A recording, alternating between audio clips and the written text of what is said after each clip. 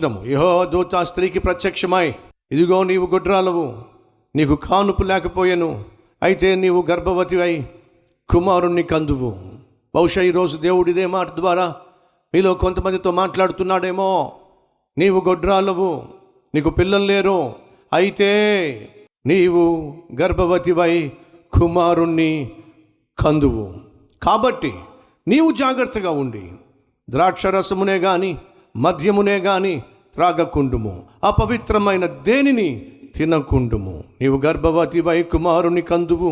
నీ కుమారుణ్ణి నేను నా కొరకు వాడుకోబోతున్నాను, నీ కుమారుణ్ణి నేను నా కొరకు ప్రతిష్ఠించబోతున్నాను, నీ కుమారుణ్ణి నా కొరకు ప్రత్యేకించబోతున్నాను. కాబట్టి తల్లివైన నీవో ప్రత్యేకంగా జీవించాలి.